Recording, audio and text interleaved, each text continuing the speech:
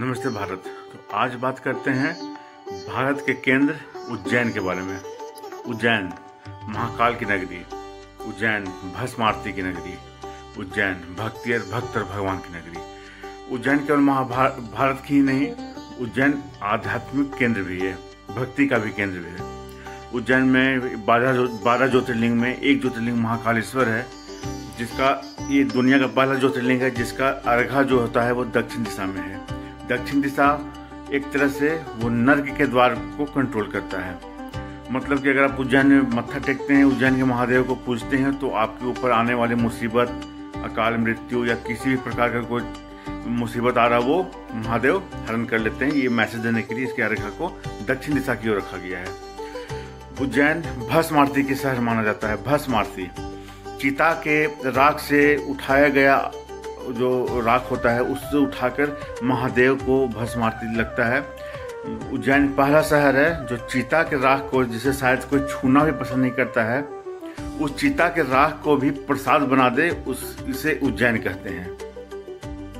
क्षिप्रा नदी के किनारे बसा हुआ बहुत ही सुंदर शहर भारत के पुराने शहरों में से एक है, आध्यात्मिक शहरों में से एक है और भारत के केंद्र को भी केंद्र है, भारत का केंद्र है, आध्यात्म का केंद्र है, भक्ति भाव का केंद्र है। ये सनातन का भी केंद्र माना जा सकता है, क्योंकि यहाँ पे सनातन के कोई दिग्गज से दिग्गज नेता, मंत्री, दिग्गज से दिग्गज सन्यासी भी यहाँ पर आकर आशीर्वाद प्राप्त करते हैं। उज्जैन के बारे में माना जाता है कि यहाँ पे रात को कोई भी मंत्री, कोई भी राजा रात को नहीं रुकता है, क्योंकि उज्जैन के महाकाल को ही उज्जैन का राजा माना गया है और एक शहर में 2 राजा नहीं रहते हैं। इसलिए आज तक कोई भी मुख्यमंत्री, मंत्री, ऐसा कोई भी अगर अर्जेंट आया भी है तो उज्जैन में दर्शन किए, मत्था टेके और रात को लेकिन रुके नहीं, शाम को ही वो अपना वाहन के द्वारा निकल गए। और उज्जैन शिप्रा नदी के बगल में बसा हुआ शिप्रा नदी को उज्जैन का आत्मा माना जाता है। उज्जैन को एक और चीज के लिए माना जाता है, महात्मा संदीपनी ऋषि का आश्रम। संदीपनी आश्रम वही है जहाँ पे भगवान कृष्ण, भगवान बलराम और भगवान सुदामा तीनों ने शिक्षा ग्रहण किया।